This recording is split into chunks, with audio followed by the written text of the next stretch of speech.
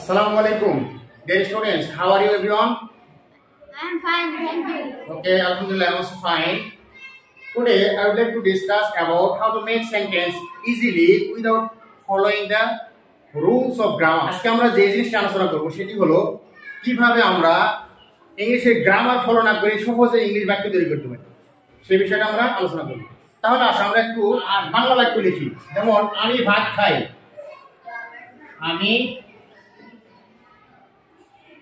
আমি ভাত খাই।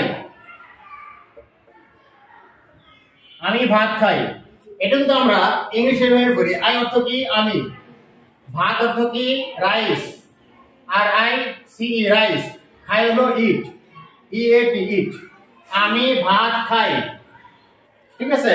তাহলে আই রাইস ইট, এটা কিন্তু বাক্য ঠিক হয় না, গ্রামাটিক্যাল রুল অনুযায়ী ঠিক হয় না। কারণ এইভাবে বললে, যেমন আমি যদি পাঞ্জাবি নিচে পরি আর যদি গেঞ্জি উপরে পরি তাহলে কেমন হবে? খারাপ লাগবে না? আমি যদি টুপিটা যদি মাথায় না পরে ঘাড়ে লাগাই তাহলে কিন্তু মানাবে না, সুন্দর হবে না, অ্যাডজাস্ট হবে না। তেমনি এই ইংলিশ বাক্যটা আই রাইস ইট ওরকম কি হয় না, গঠন প্রণালী অনুযায়ী ঠিক থাকে না। তাহলে আমাকে কি করতে হবে?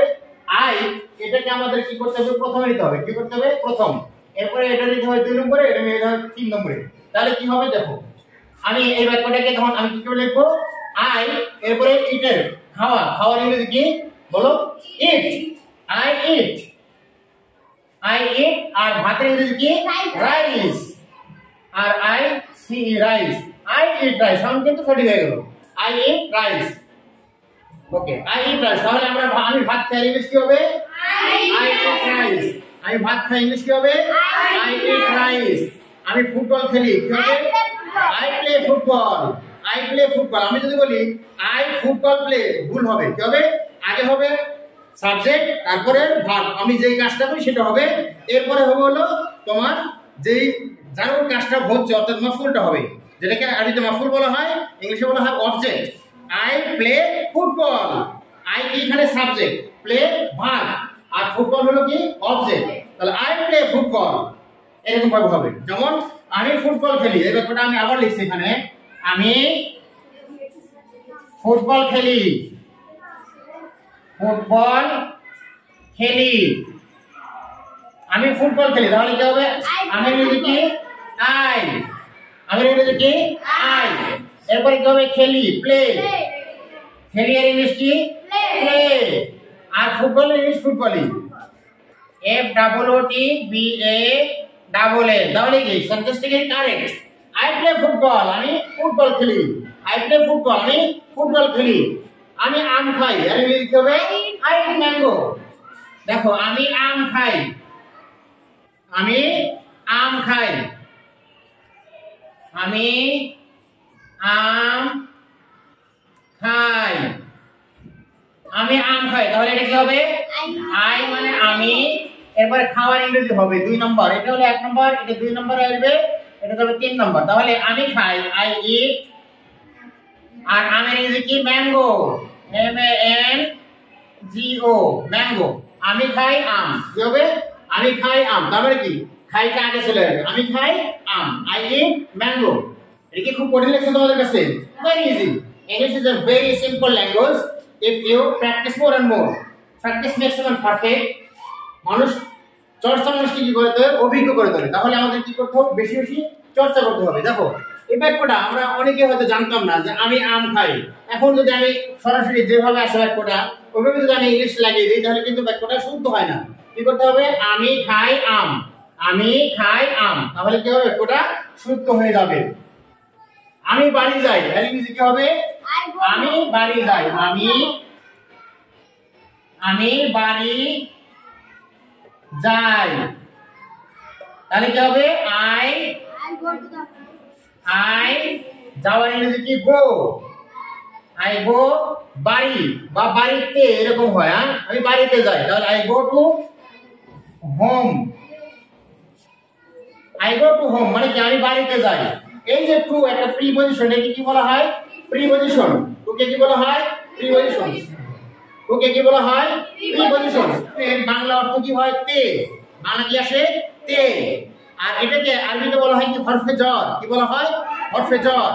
হরফে জ্বর আসে কতটি? 17টি। বাও তাও কাফলামু ও মুনজু মুসফালা রূপ ভাষা আন আদাফি আন আলা হাত্তা আইরাই 17টা হরফে জ্বর আছে।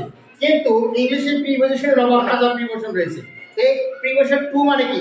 এ, আমি বাড়িতে যাই। I go to home. To home মানে কি? বাড়িতে।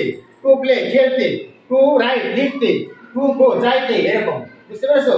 টু সুইম সাঁতার কাটতে। টু স্লিপ ঘুমাতে। টু স্পিক বলতে, এরকম হবে। ওকে, বুঝা গেল? তাহলে খেলতে আর ইংলিশ কি হবে?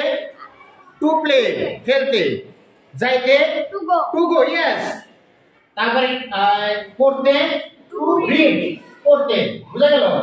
তারপরে খেলতে টু প্লে, তারপরে লিখতে টু রাইট, তারপরে খাইতে টু ইট ইয়েস।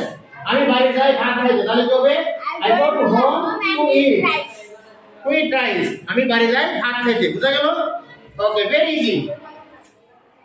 এরপরে দেখো আমি আরেকটু বাক্য লিখছি। Dear students please look at the board. আমি একটি চিঠি লিখছি। আমি একটি চিঠি লিখছি। আমি একটি চিঠি লিখছি। I write a letter. চিঠি লিখছি। আমি একটি চিঠি লিখছি, তাহলে আর ইংলিশ কি হবে? আই মানে কি? আমি। আই অর্থ কি? আমি। একটি চিঠি, এ অর্থ কি? একটি, তাহলে আই রাইট এ লেটার। আমি যদি একটি ইংলিশ এখানে লিখে দিই তাহলে কিন্তু সঠিক হবে না। কি হবে? আমি একটি চিঠি লিখছি, এই যে লিখছি এই শব্দটা আগে আসবে। এটা কি হবে? 2 নম্বরে হবে, এটা 1 নম্বরে। তাহলে আই রাইট মানে কি? আমি লিখছি। আই রাইট একটি চিঠি অর্থ কি? এ মানে কি? একটি, আর চিঠি মানে letter. I write a letter, আমি একটি চিঠি লিখছি। আমি একটি চিঠি লিখছি। দেখো এটা একটা কি? বই। দিস ইজ এ বুক। এটা একটি বই। তাহলে দিস, আমি বইটি পড়ি, আর ইংলিশ কি হবে? আমি বইটি পড়ি। আমি বইটি পড়ি। আমি বইটি পড়ি, আর ইংরেজি কি হবে? আই রিড পড়ি। এটা হবে 2 নম্বরে। কি হবে? 2 নম্বরে। এটা 1 নম্বরে, 2 নম্বরে, এটা 3 নম্বরে হবে। তাহলে দেখো আমি পড়ি আই রিড, আর এডি আই রিড কি হবে? I read. কি করি? কি পড়ি? বইটি। তাহলে কি হবে? বই। বই মানে কি? বুক মানে বই। কিন্তু কি আছে? কির জন্য কি হবে? দা ইউজ হবে। I read the book. I read the book. B double O K. I read the book মানে কি? আমি বইটি পড়ি। আমি বইটি পড়ি। এখন আই রিড দা বুক, আমি বইটি পড়ি। এখন এই কি বাংলায় কি, কা, খানা, খানি, এগুলো কোনো জিনিসকে নির্দিষ্ট করার জন্য ব্যবহৃত হয়। কি, টা, খানা, তারপরে খানি, এই শব্দগুলো যদি কোনো শব্দের শেষে যুক্ত হয়, যেমন বইটি, কলমটা, তারপরে সোফাখানা, তারপরে তোমার টেবিল খানি, এই যে আমি কি, টা, খানা, খানি ইউজ করলাম, এই শব্দগুলো যদি কোনো শব্দের শেষে থাকে, বইটি, কলমটি, কলমখানা, বইখানা, এভাবে যদি লিখতে হয়, তাহলে সেখানে কি হবে? এগুলোর পরিবর্তে একটি ইংলিশে দা ইউজ হবে। কি হবে? দা ইউজ হবে। দা অর্থ কি? টি, টা, খানা, খানি। আর আরবিতে এটাকে উদ্দেশ্য, এটা বোঝানোর জন্য কি ব্যবহৃত হয়? আলিফ লাম ব্যবহৃত হয়। কি হয়? আলিফ এবং লাম ব্যবহৃত হয়। এই দুটো অক্ষর ব্যবহৃত, আলিফ লাম। যেমন কিতাবুন মানে কি? বই। কিতাবুন মানে বই। আমি যদি বলি আল কিতাবু, আল কিতাবু মানে কি? বইটি। ইয়েস, এটা ইনডিফিনিট আর্টিকেল, এটা হলো ডিফিনিট আর্টিকেল। কিতাবুন মানে বই, আল কিতাবু মানে বইটি। তাহলে আমি বইটি পড়ি, আনা আকরাউ, আনা আকরাউ কিতাব, আমি বইটি পড়ছি। আনা আকরাউ কিতাব, আমি বইটি পড়ছি। আমি বইটি পড়েছিলাম, আনা করাতুল কিতাব, আনা করাতুল কিতাব, এভাবে হবে। দেখো আমি বইটি পড়ছি, আই রিড এ বুক। আর আমি যদি আরবি করি তাহলে কি হবে? আনা করাতুল কিতাব, আনা করাতুল কিতাব মানে কি? আমি বইটি পড়ছি। এখন এখানে আমি যদি আনাটা ইউজ না করি, আনাটা জমির মুনফাসিল, এটা আমরা ইউজ না করলে কি হবে বাক্যটা শুদ্ধ হবে করাতুল কিতাব মানে কি আমি বইটি পড়েছি আমি যদি করাতুল কিতাব আমি বইটি পড়েছি বুঝা গেল সহজ না খুব সহজ না ভেরি ইজি ওকে তাহলে আমি বইটি পড়ি আর ইংলিশ কি হবে I read the book I read the book তুমি বলো দেখি আমি বইটি পড়ি ইংলিশ কি হবে I read the book. I read the book আমি কলমটি নেই Take the pen. ইয়েস আমি ছাতাটি নেই কি হবে I take the umbrella. I take the umbrella কি জন্য টি হলো এই যে আমি দা হলো কি জন্য এখানে ছাতা টি বলা হয়েছে এই জন্য আমি কলমখানা নেই তাহলে কি হবে I take a pen. I take the pen. Yes, thank you. Thanks a lot for your good answer. Okay. আমি বইটি পড়ি ইংলিশ করে বলো তো দেখি পারো নাকি I read the book. Yes, I read the book. আমি আমটি খাই কি হবে I read the mango. I read the mango. আমি আমটি খাই সহজ না very easy. Okay, sit down. Thanks a lot for your correct answer.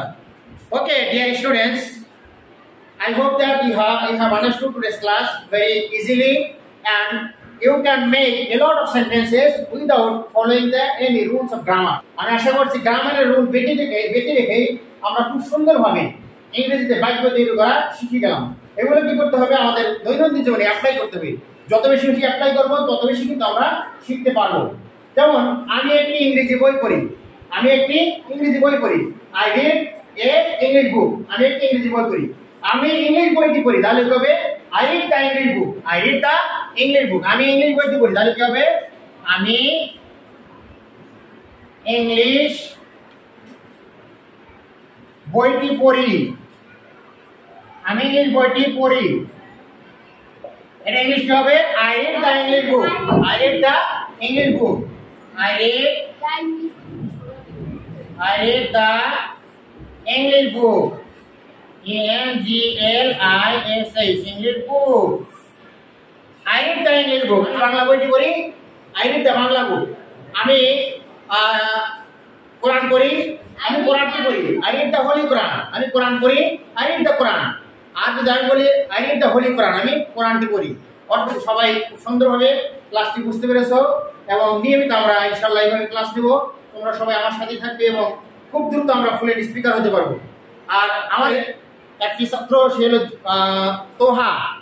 Ridwana Toha সে আমার কাছে বিগত 2 মাস যাবত পড়াশোনা করছে স্পোকেন ইংলিশ এবং সাধারণ জ্ঞান এবং অন্যান্য সাবজেক্ট ইংলিশ গ্রামার আমি ওকে করাচ্ছি খুবই ভালো করছে খুব অল্প সময়ের ভিতরে আমরা ওর কিছু নেব ওর সাক্ষাৎকার নেব ও ইংলিশে কীভাবে বলতে পারে ফ্লুয়েন্ট স্পিকার সে অনেক সুন্দর বলতে পারে ইংলিশে আগামী ক্লাসগুলোতে ওর থেকে কিছু ইন্টারভিউ নেওয়ার চেষ্টা করবে ইনশাআল্লাহ বলে ইনশাআল্লাহ আমি আশা করছি তোমরাও খুব অল্প সময়ের ভিতরে 2-1 মাসের ভিতরে তোমরাও ওর মতো ইংলিশ শিখে দিতে পারবা বলে ইনশাআল্লাহ আমি তোমাদের সকলের সুস্বাস্থ্য দীর্ঘায়ু কামনা করে এবং খুব শীঘ্রই যাতে তোমরা ইংলিশে ফ্লুয়েন্ট স্পিকার হতে পারো এবং আরবিতে ফ্লুয়েন্ট স্পিকার হতে পারো সেই আশাবাদ ব্যক্ত করে সকলের সুস্বাস্থ্য দীর্ঘায়ু কামনা করে এখানেই আমার ক্লাস শেষ করছি আসসালামু আলাইকুম ওয়া রাহমাতুল্লাহি ওয়া বারাকাতুহু